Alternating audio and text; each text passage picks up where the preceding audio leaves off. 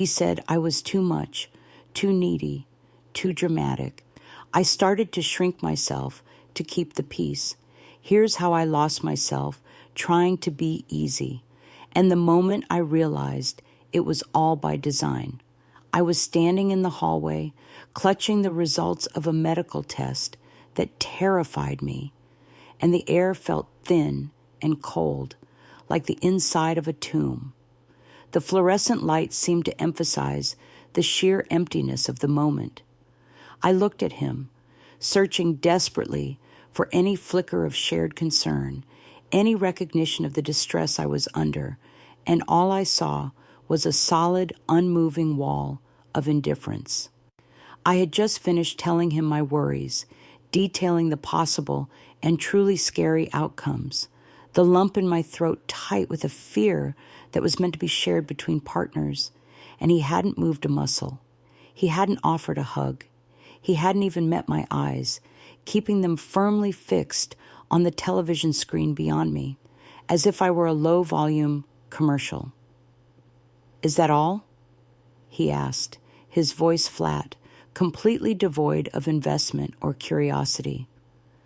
"Because I really need to finish watching this program, and I can't concentrate if you're hovering right there in the entryway." That was the moment. The exact second I knew the impossible burden I was carrying was deliberately placed there for his convenience. My fear, my physical health scare, was merely an inconvenience that dared to interrupt his entertainment. My vulnerability was treated like a messy chore he flatly refused to perform. I felt the deepest, coldest kind of loneliness imaginable, a psychic freeze that hits when you feel completely alone, while the person who promised to care for you is standing 6 feet away, consciously prioritizing a mundane television program over your literal terror. The betrayal was so sharp, I felt physically sick with the realization of his true priorities.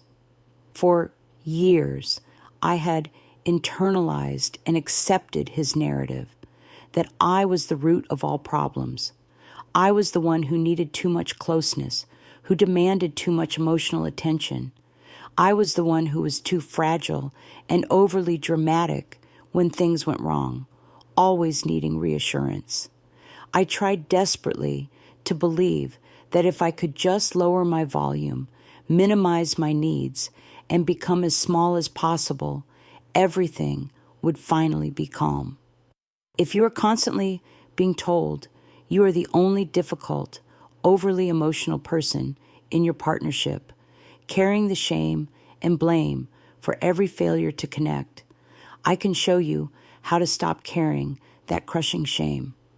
I will deconstruct the strategy he used to force me to shrink into an acceptable shadow, and I will show you the 3 specific emotional shields I built that gave me back my space, my self-respect, and my sanity.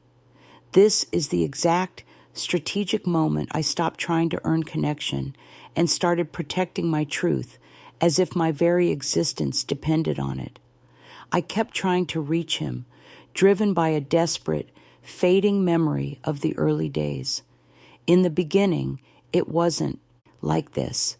The early days were warm, filled with long, late-night conversations that stretched past sunrise, moments of deep, easy laughter, and the intoxicating feeling of truly being understood and accepted. That deep, easy intimacy was the lure. It was the gold standard, the tantalizing mirage that kept me tethered, convincing myself that the man I knew was simply hiding behind a temporary bad mood or a tough week. But that connection didn't just fade. It didn't wither. It disappeared like a locked door, slamming shut with a sudden, deafening finality. We lived in the same house, shared the same space, ate meals together, even slept in the same bed. But every effort I made to move closer, to share a real worry, to ask for simple comforting, to seek true companionship, was met with an invisible, unyielding wall. It was an emotional and physical perimeter I could not cross, no matter how much effort I expended. I was essentially living with a stranger whose constant, cold presence created more stress than comfort ever could. I started to understand, with a growing horror, that this sustained coldness wasn't just moodiness or exhaustion from work. This was a calculated technique.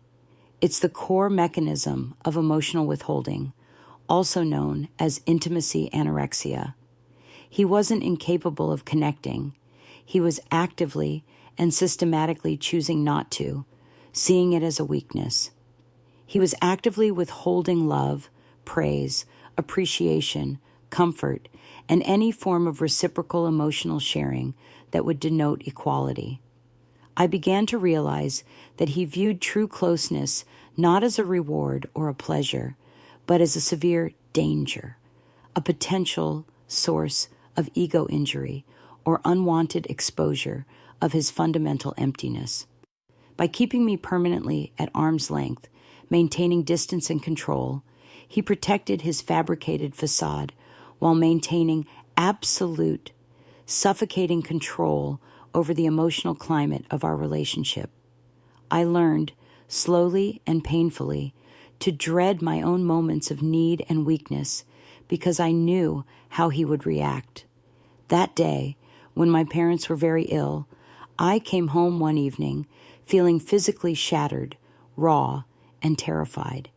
I needed comfort, a simple hug, a grounding moment of shared reality. I started to talk about the worry, detailing the doctor's prognosis, trying to share the burden, and his eyes instantly glazed over with thinly veiled impatience. He let me speak for maybe 40 seconds, his tolerance limit, then looked pointedly at his wristwatch and cut me off mid-sentence, his voice sharp with irritation. Are you really going to be dwelling on this personal issue all weekend? It's draining. I need that jacket cleaned for tomorrow's important event. I need you to figure out when you'll go to the dry cleaners. I don't have time to manage your chores. My profound suffering was utterly irrelevant to him. My fear and grief were reduced to an annoying logistical problem that needed solving quickly and quietly outside of his privileged awareness. That wasn't just simple callousness. It was crisis abandonment, a hallmark of his priorities. He knew precisely what deep, warm, human empathy I was needing, and he consciously refused to provide it, prioritizing a piece of clothing over my emotional stability. This was not a temporary lapse of memory or sympathy. It was strategic distance. He was maintaining his sense of dominance and control by flatly refusing to meet my essential human needs during my most vulnerable moment of need. I felt a profound, stomach-dropping sense of nausea when the final realization settled and crystallized. I was foolishly drawing water from a dry well. I was constantly pouring my own need, my own hope, my own effort, and my finite vital energy into someone who had nothing to give back, and crucially, no desire to find it. I had to stop going to him for soothing and comfort. I had to finally accept a painful, fundamental truth. His coldness was a permanent emotional distance, a structural failure he couldn't fix, not a temporary mood that I could solve by simply trying harder or being less needy. I had to radically accept that the person I wanted him to be, the compassionate, empathic partner who shared my life, did not exist and never would. This acceptance was the first step toward my escape. The second, and perhaps most destructive, layer of the cage was the most insidious, subtle, and self-inflicted. It's what happened inside my own mind after years of his constant, subtle critique and emotional withdrawal. He didn't even have to accuse me of failure anymore. I began doing his destructive work for him, becoming my own relentless abuser. If I made a small mistake at work, missed a deadline, or forgot an appointment, the first thought in my head wasn't, I'm stressed, I'm under pressure, and I need rest and support. It happened instantly. I'm so incompetent. I'm irresponsible. I'm lucky to even have this job, and I'll probably mess up his reputation too by being such a failure and disappointment. I was trapped in a cycle of self-gaslighting. I had fully internalized his hostile voice, adopted his critical judgment as my own, and was using it relentlessly against myself to tear down my self-worth. I became my own worst and most punishing critic, preempting his abuse and critique before he could even deliver it. Why did I engage in this self-flagellation? I realized later it was an unconscious survival mechanism. The motive was twofold: to desperately maintain the relationship, and paradoxically, to feel a false sense of control. If I was the sole source of the problem, then I could fix it by changing myself. If I could just become a flawless, invisible, undemanding entity, he would stop being cold, and the relationship would stabilize. The irony was devastating and soul-crushing. I was actively destroying my own perception of reality and my self-worth in a desperate, futile bid to preserve a false, miserable peace that only benefited him. This self-betrayal became horrifyingly clear after a particularly tense argument. I had finally gathered the courage to set a small, necessary boundary about money management and budgeting, which he immediately viewed as a personal attack on his autonomy. He responded instantly with a fit of explosive, disproportionate rage, yelling and stomping through the house, slamming doors until I felt physically ill and utterly broken. The next morning, he was silent and sulking, maintaining a punishing emotional distance. I couldn't stand the tension or the resulting silence that felt like a judgment. I went to him, my stomach churning with manufactured guilt that wasn't mine to carry, and said, I'm sorry. I shouldn't have been so rigid about the budget. I apologize for making you angry and upsetting your day. I was apologizing for his behavior. I was actively taking responsibility for his tantrum, his unwarranted rage, and his emotional immaturity. This was the deepest moral injury, a profound betrayal of my own sense of right and wrong, my personal values, and my dignity, all just to appease a difficult person and stop the emotional warfare. It was sacrificing myself to the dragon. I knew at that moment I needed an urgent counter-strategy, a hard, objective tether back to reality before my sense of self vanished entirely. I decided to make my gut feelings objective and factual. I started a documentation log. This wasn't a diary of my sadness. It was a file of cold, unassailable, recorded facts. It contained specific entries, formatted precisely to serve as undeniable proof: date, time, direct quote, and witnessed by whom.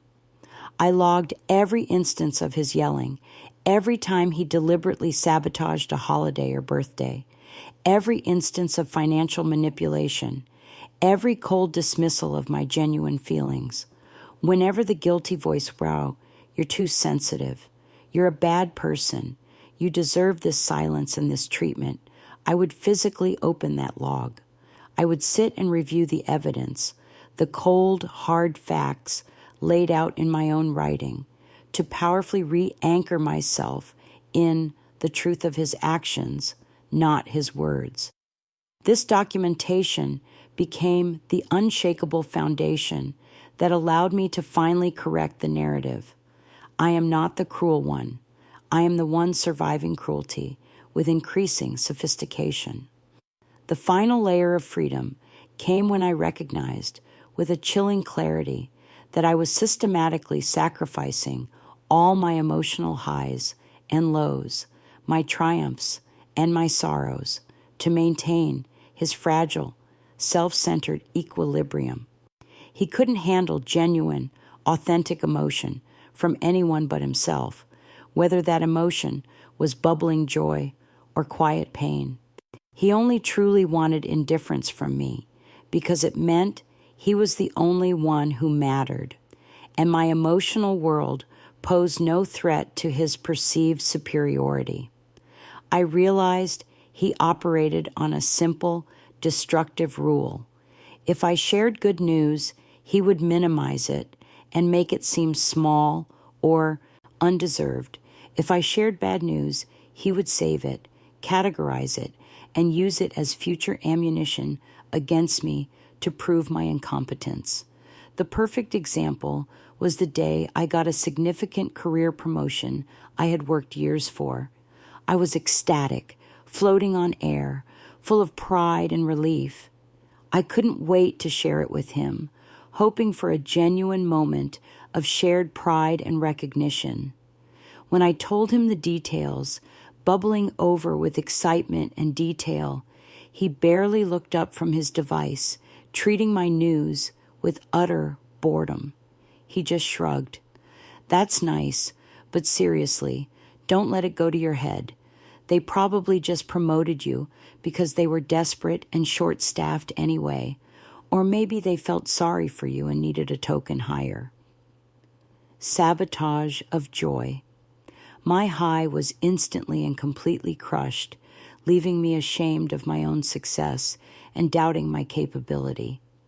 Later, when I was struggling with a complex professional challenge and desperately need a simple sounding board and a moment of validation, I shared my worry, hoping for simple, supportive companionship.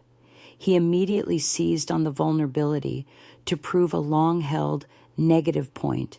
"Well, if you hadn't been so disorganized and easily stressed last month, and if you truly managed your time properly, you wouldn't be in this difficult position now. You're always complaining about something, aren't you? It's exhausting." Exploitation of vulnerability. He was kicking me while I was already emotionally down and seeking refuge. That was the absolute turning point. That was the moment I realized I had to stop bringing my precious emotional experiences to him, like offering rare, irreplaceable jewels to a person who only saw them as rocks to throw back at my head. I had to build 3 specific, impenetrable shields to protect my inner world and my entire self-worth from his destructive gaze.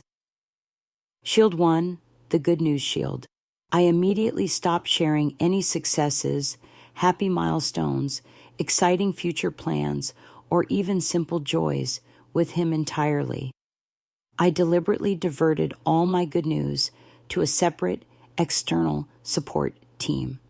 Friends, family, or colleagues who celebrated my wins without minimizing them or making them about themselves.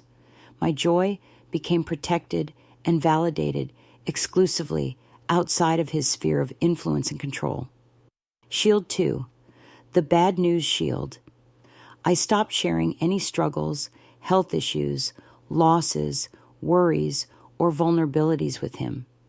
He had proven time and time again that he would only use them to criticize me further or demand I attend to his needs instead of my own healing.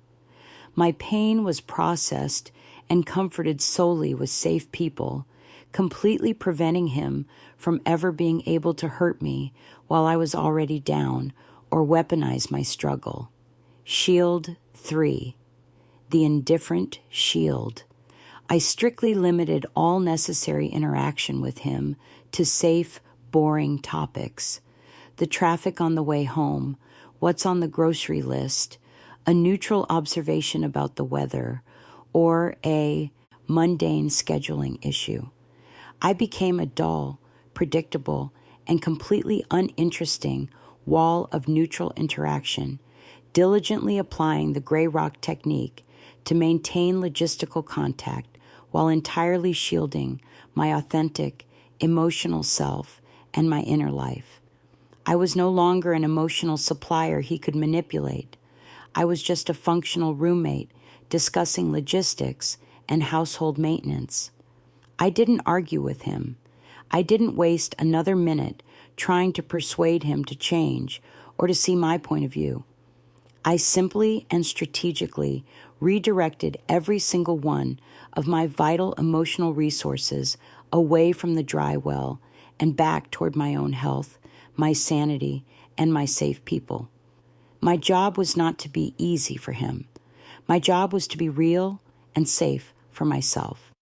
I accepted the terrible, unchangeable truth that he was never going to change, and that final, unshakable acceptance was the ultimate act of self-care, control, and emotional self-liberation.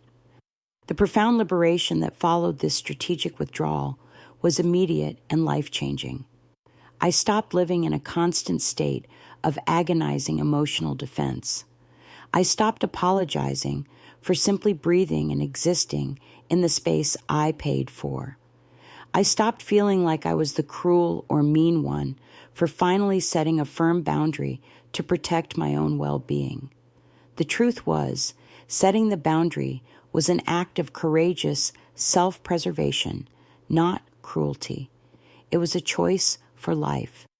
If you are seeing your story in mine, if you feel the weight of constant self-blame, you need to understand one thing. Your intense, confused feelings are not a sign of your instability or mental failure. They are a sign of a severe, prolonged psychological threat against your emotional center. Your gut is not trying to betray you. It's trying to save you with urgent emergency signals. This is what you must do immediately and strategically to reclaim your reality and begin the journey of unshrinking. Your feelings are not up for debate. Stop arguing your internal, lived experience with a person whose primary, core goal is to invalidate it and control your perception. If they defensively say, "You're overreacting," or "You're too dramatic," do not engage in the draining, circular back and forth. Simply say, clearly and calmly, "That is your perception, and I am entitled to mine," or "I am simply stating my boundary." Then, immediately end the conversation and remove yourself physically. The narcissistic tactic works only when you engage in the draining, emotional fight. When you disengage and hold your space, they lose the vital emotional fuel they need to operate. Immediately adopt the documentation log practice. This is the single, most important, objective tool that defeats the gaslighting voice in your head and reestablishes your factual reality. When the self-doubt washes over you, when you feel the sickening, familiar urge to apologize for their coldness or their rage, you open that log, review the facts, date, time, direct quote. This documentation is your single, most important tool for proving to yourself that your perception is real and valid. Use it to correct the narrative. You are not too sensitive. You are reacting appropriately to a persistent, documented pattern of emotional abuse and withdrawal, and your feelings are a normal response. Make a firm, strategic decision to stop drawing water from a dry well. Recognize fully and with finality that the love, comfort, and intimacy you crave are simply not available from this source. You cannot fix their fundamental, structural inability to connect or empathize. Stop begging for scraps. Stop trying harder to be the perfect partner, and stop feeling sad about what they are clearly incapable of giving. Divert all that wasted energy, all that finite hope, to people, activities, and pursuits who naturally offer what you need. This is radical acceptance, and it is the most profoundly freeing, self-respecting decision you will ever make. Build your support system immediately. Designate specific, reliable, safe people to be your good news team and your bad news team. Be absolutely ruthless about protecting your inner world. Do not share anything vulnerable, exciting, or important with the person who uses your emotions against you. Keep your most precious inner life private, sharing only the indifferent, surface-level news necessary for logistical contact. This protects your joy and your pain, making you completely emotionally unavailable to manipulation and control. Do not re-engage based on pity or guilt. If you take a strategic step back and they suddenly appear sad, vulnerable, or victimized, perhaps with manufactured tears or manipulative pleas for connection, recognize this immediately as a cynical, transparent manipulation designed to trigger your self-gaslighting and rescuer complex. This is called the Haver strategy, the moment they pretend to possess the empathy they absolutely lack. They are simply trying to draw you back into the toxic cycle by playing the victim they always paint you to be. Hold the boundary. Trust your documentation, and remember the cold, factual proof of what they are truly like behind the mask of sorrow. Your freedom is not worth their temporary peace. The journey out of the cage is not about conquering them or winning a dramatic battle. It is about withdrawing your essential energy, protecting your peace at all costs, and choosing your own undeniable reality. The victory is not in them changing, but in you finally, profoundly unshrinking and claiming your authentic life back. I know how much energy, courage, and sheer will it takes to process this truth and face this situation, and I know how hard you are working every single day to reclaim your sense of self and stability. Please believe me when I say you are not alone, and you are absolutely not broken. You are a brilliant, persistent detective who has just solved the most important psychological case of your life, and you are infinitely stronger for having survived this silent siege. Keep holding your necessary boundaries. Trust your documented facts over their spoken lies, and remember that every act of self-preservation is the greatest act of strength you can commit. Like this video, if this deep analysis resonated with your experience, share and hit subscribe so you can keep getting the strategic, actionable advice you need to navigate these complex relationships and ensure your long-term peace. Sending you so much strength and clarity on your critical journey to freedom.